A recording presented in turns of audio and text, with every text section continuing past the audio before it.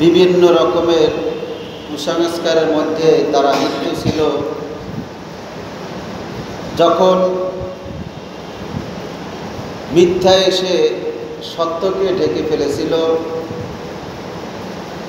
অন্ধকার এসে আলোকে বিদূরিত করে দিয়েছিল,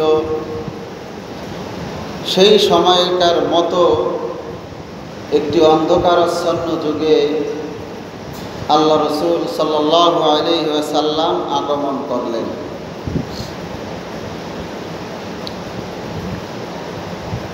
আল্লাহ রসুল সাল্লাল্লাহু আলাইহি ওয়াসাল্লাম আগমন করার পরে সেই জাতিকে তিনি আল্লাহ সুবহানাহু ওয়া তাআলার সাথে সম্পর্ক গড়ে দিয়েছিলেন। সেই জাতিকে বিশ্বের মাঝে সর্বশ্রেষ্ঠ জাতিতে পরিণত করেছিলেন। যেই রাখালেরা কোনোভাবে তাদের জীবন যাপন করত, সেই রাখালেরাই কোনো এক সময় সমগ্র বিশ্বের রাজত্ব করেছেন, সমগ্র বিশ্বের মাঝে উন্নত চরিত্রের মানুষ হিসাবে পরিচিতি লাভ করেছিলেন। এর একমাত্রই কারণ ছিল আল্লাহ রসুল সাল্লাল্লাহু আলাইহি ওয়াসাল্লাম তাদেরকে ইসলামের পথে দাওয়াত দিয়েছিলেন এবং তারা ইসলামের দিকে আহ্বান, ইসলামের ডাকে সাড়া দিয়ে ইসলামের দিকে এগিয়েছিলেন। তাদের জান মাল, তাদের জীবনের সব কিছুর চাইতে আল্লাহ রসুল সাল্লাল্লাহু আলাইহি ওয়াসাল্লামকে তারা ভালোবেসেছিলেন। আল্লাহ সুবহানাহু ওয়া তাআলা যত নবী রসুল পাঠিয়েছিলেন, প্রত্যেককে আল্লাহ সুবহানাহু ওয়া তাআলা আসমানি কিতাব দিয়েছিলেন।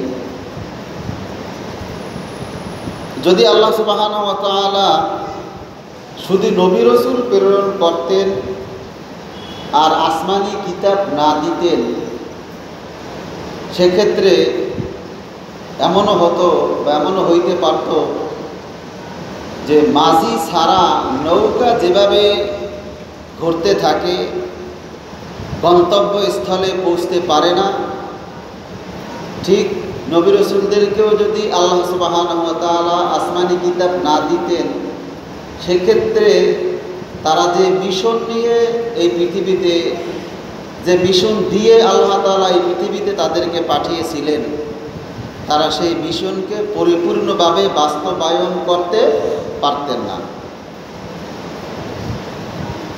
হযরত মুসা আলাইহিস সালাতু ওয়াস সালামের উপরে নাজিল করেছিলেন কোন কিতাব, একটু বলতে পারেন কি? আপনারা বলতে পারেন? মুসা আলাইহিস সালামের উপরে নাজিল করেছিলেন তাওরাত।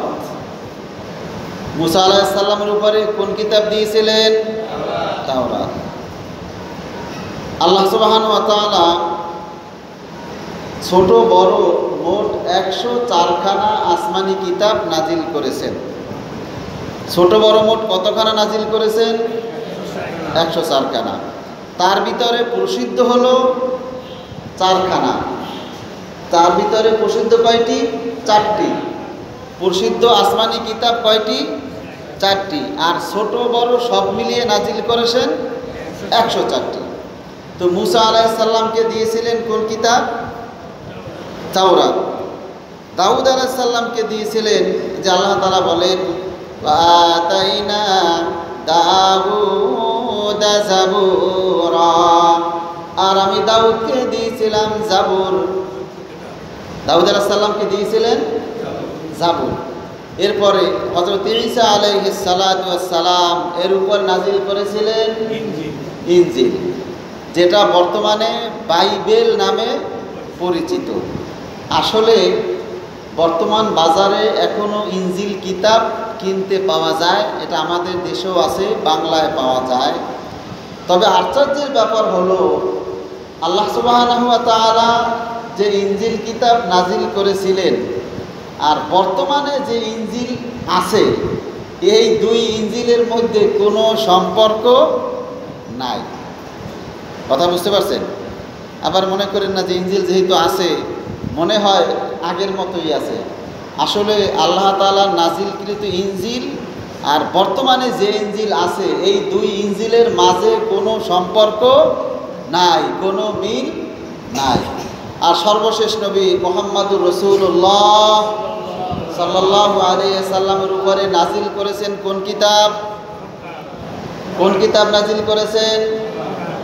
একটু জোরে বলেন, কোন কিতাব? কোরআন। কোন কিতাব নাজিল করেছেন? কোরআন। অথবা এর আরেকটা নাম আছে ফুরকান, বিভিন্ন নাম আছে। এটার নাম আছে উম্মুল কিতাব। তো আমাদের উপরে, আমাদের শেষ নবীর উপরে যে কিতাব নাজিল করেছেন সেইটার নাম কি? কোরআন। এই কোরআন শুধুমাত্র একটা কিতাব নয়। এই কোরআন কি শুধুমাত্র একটা কিতাব নয়, এটা হইল মুসলমানের সংবিধান। এইটা কি? মুসলমানের সংবিধান। মুসলমান কোন পথে চলবে, মুসলমান কিভাবে চলবে, শুধু মুসলমান নয়। আল্লাহ তাআলা বলেন, শাহরু রমাদানাল্লাযী উনজিলা ফীহিল কুরআন হুদাল লিন্নাস। আমি এই কিতাব পবিত্র রমজান মাসে নাজিল করেছি হুদাল লিন্নাস। আর এই কিতাবটা হলো মানুষের জন্য পথ প্রদর্শক। এই কিতাবটা কি? মানুষের জন্য পথ প্রদর্শক। আপনি এই কিতাবের কাছে আপনি পথ চাবেন, এই কিতাব আপনাকে পথ দেখিয়ে দেবে। আপনি এই কিতাবের কাছে যা কিছু জিজ্ঞাসা করবেন এই কিতাব আপনাকে সব কিছুর ফয়সালা করে দিবে, সব কিছুর উত্তর এই কিতাব আপনাকে দিয়ে দিবে। তো আল্লাহ সুবহানাহু ওয়া তাআলা রাসূল সাল্লাল্লাহু আলাইহি সাল্লামকে পাঠালেন আর সাথে দিলেন পবিত্র কোরআনুল কারীম। সাথে দিলেন পবিত্র কোরআনুল কারীম। শুরুতেই বলেছি যে আল্লাহ তাআলা রাসূল সাল্লাল্লাহু আলাইহি সাল্লামকে এমন এক জাতির মধ্যে পাঠিয়েছিলেন যারা ছিল কুসংস্কারাচ্ছন্ন, যাদের মধ্যে ছিল বহু ইলাহের প্রচলন, যারা বহু দেবদেবীর পূজা করত, যারা আল্লাহকে মানত না, যাদের মধ্যে ন্যায় বিচার বলতে যেটা বোঝায় সেটা ছিল অনুপস্থিত। তাদের মনে যেটা ভালো লাগতো সেইটাই তারা করত। আল্লাহ রাসূল সাল্লাল্লাহু আলাইহি ওয়াসাল্লাম সেই জাতিকে সাফল্যের স্বর্ণ শিখরে পৌঁছে দিয়েছেন। কে? সেই জাতিকে সারা বিশ্বের মাঝে উন্নত জাতিতে পরিণত করেছেন। আচ্ছা, এই যে জাতিকে আল্লাহ রাসূল সাল্লাল্লাহু আলাইহি সাল্লাম বিশ্বের সর্বশ্রেষ্ঠ স্থানে পৌঁছে দিলেন, আর যারা পৌঁছলেন তারা কি পেয়েছেন? শিক্ষক হিসাবে পেয়েছেন মুহাম্মদুর রাসূলুল্লাহ সাল্লাল্লাহু আলাইহি ওয়াসাল্লাম। আর তারা যে ভার্সিটিতে পড়াশোনা করেছেন না, তারা যে কত জ্ঞানের অধিকারী ছিলেন এইটা আমাদের ক্ষুদ্র জ্ঞানে প্রকাশ করার মতো জ্ঞান নাই। তারা যে কতটা শিক্ষিত ছিলেন, তারা যে কতটা জানতেন। তারা কোন ভার্সিটিতে পড়াশোনা করেছেন? মসজিদে নববী। তাদের ভার্সিটির নাম ছিল কি? বলেন তো, তাদের ভার্সিটির নাম ছিল কি? একটু জোরে বলেন। মসজিদে নববী। তাদের সিলেবাসে কিতাব ছিল কয়টা, বই ছিল কয়টা বলতে পারেন? তাদের সিলেবাসে কিতাব ছিল, বই ছিল, বুক ছিল একমাত্র একটা। তাদের সিলেবাসে কিতাব ছিল কয়টা? একটা। সেটার নাম হইল কোরআনুল কারীম। এই একটা মাত্র কিতাব, এইটা ছিল তাদের সিলেবাসভুক্ত একটা কিতাব। তো তাদের শিক্ষক হলেন মুহাম্মদুর রাসূলুল্লাহ সাল্লাল্লাহু আলাইহি ওয়াসাল্লাম। আর তাদের ভার্সিটির নাম হইল, একটু আগে বললাম না, নাম কি বলেন? মসজিদে নববী। তাদের ভার্সিটির নাম কি? মসজিদে নববী। আর সিলেবাসভুক্ত মুক্ত কিতাবের নাম হলো কোরআনুল কারীম। একজন মাত্র শিক্ষক আর একটা মাত্র কিতাব, এই একটা মাত্র কিতাব অধ্যয়ন করে আমল করে তারা বিশ্বের সর্বশ্রেষ্ঠ জাতিতে পরিণত হয়েছিল। সুবহানাল্লাহ।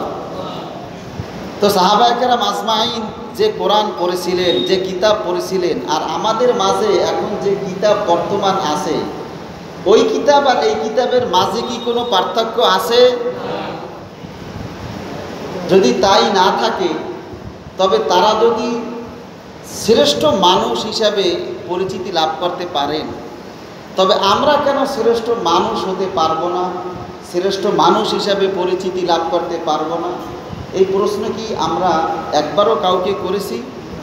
অথবা নিজে নিজে কি প্রশ্ন করেছি যে তারা কিভাবে এতটা মর্যাদার আসনে সমাসীন হইলেন, আর আমরা কেন নিগৃহীত, নিষ্পেষিত, আমরা কেন সেই মর্যাদা পেতে পারি না? তার একমাত্র কারণ হইল যে আমরা সকলেই কোরআন থেকে দূরে। আমরা সকলেই কোথায় আছি? কোরআন থেকে দূরে। কোরআনের সাথে আমাদের কারো সম্পর্ক ভালো নাই।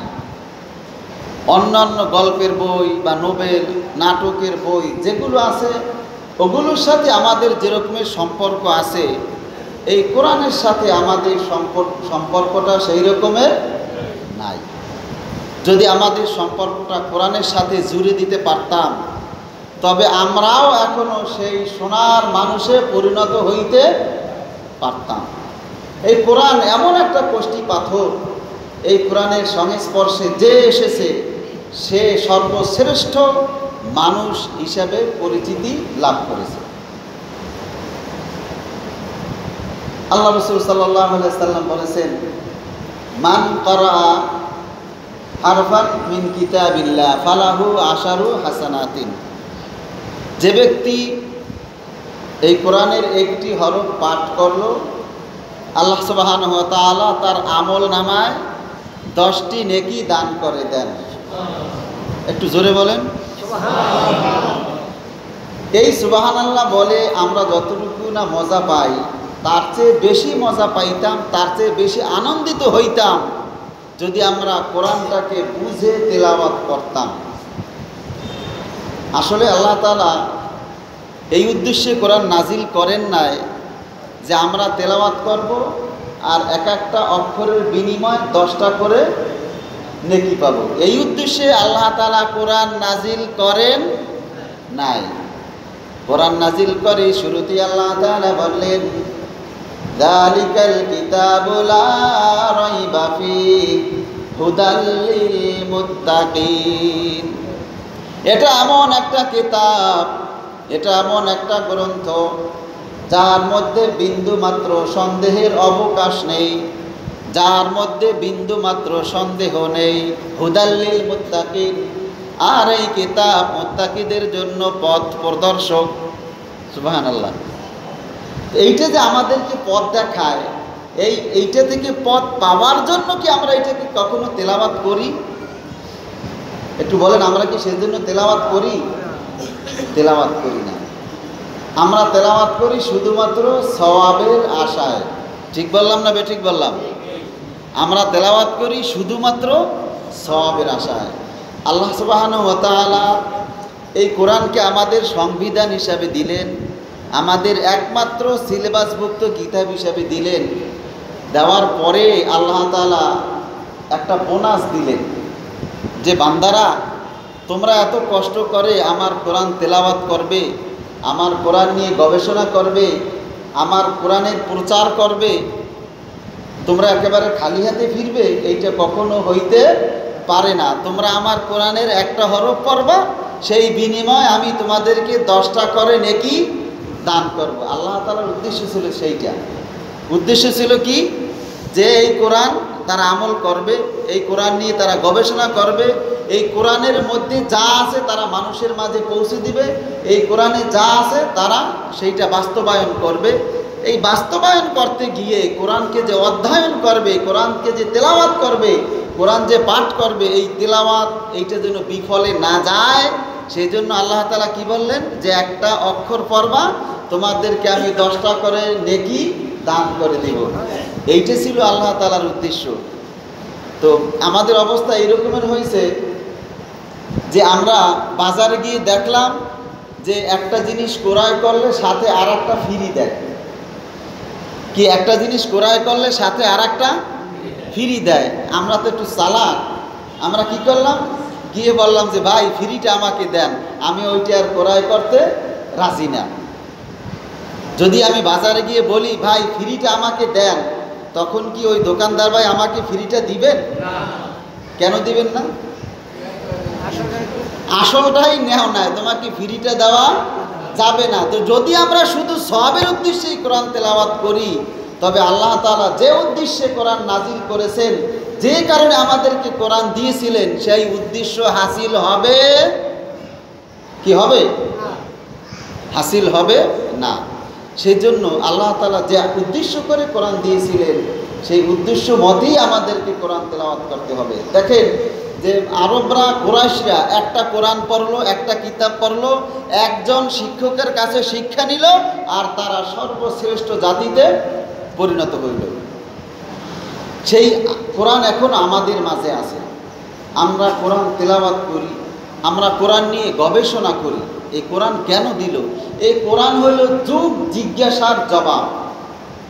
এই কোরআন এমন একটা কোরআন, আপনি যে যুগে এই কোরআনকে রাখবেন, সেই যুগের জন্যই কোরআন উপযোগী। আমাদের মূর্খতার কারণে, আমাদের অযোগ্যতার কারণে, আমাদের অদক্ষতার কারণে আমরা কোরআনকে আসলে সেইভাবে মানুষের মাঝে পৌঁছে দিতে পারি না। আর আমরা যাদের কাছে পৌঁছে দিব, তারাও এমন এক জাতিতে এখন পরিণত হয়েছে যে কোরআন তারা এখন আর বহন করতে চায় না। কি আমরা সবাই কোরআন বহন করতে চাই? কি কথা বলেন না কেন? কোরআন বহন করতে চাই। আসলে কি কোরআন বহন করতে হবে না?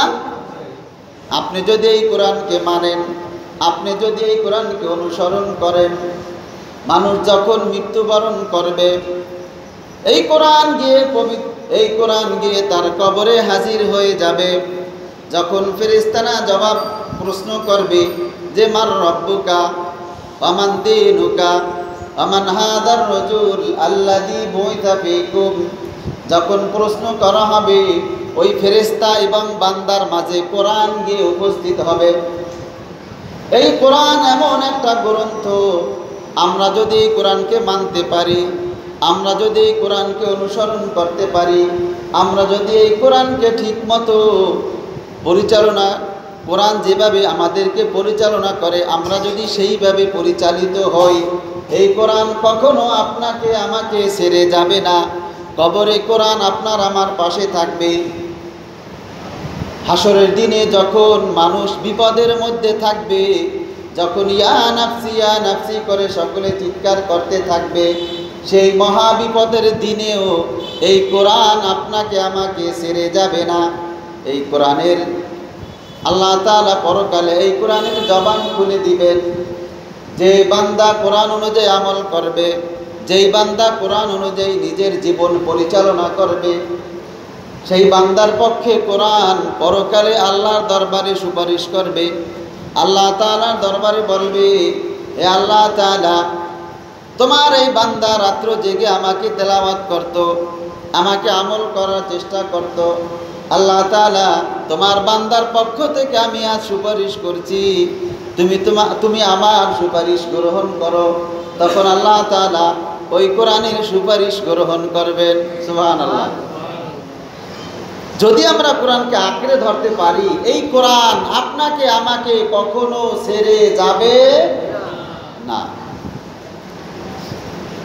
এই কোরআন এমন একটা কোরআন, আমরা এই কোরআনকে পড়ি না, এই কোরআনকে বোঝার চেষ্টাও করি না, যার কারণে আমাদের এই বিজ্ঞানের যুগে, আমাদের এই যান্ত্রিক যুগে আমরা বিজ্ঞানের সাথে কোরআনের সাথে একটা দ্বন্দ্ব বাজিয়ে দিয়েছি।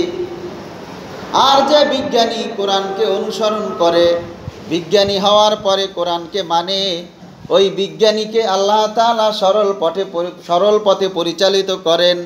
ওই বান্দা ওই বিজ্ঞানী সঠিক পথের সন্ধান পায়।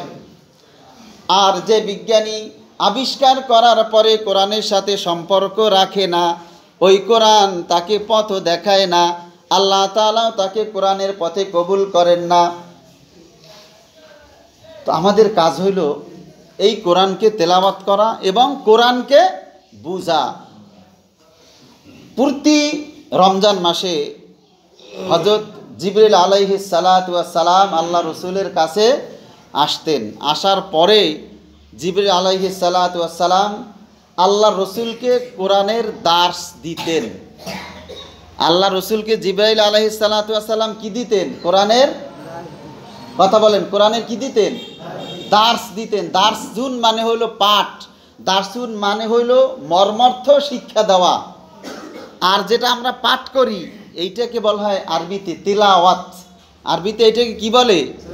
তিলাওয়াত বলে, বাংলায় বলে পাঠ করা।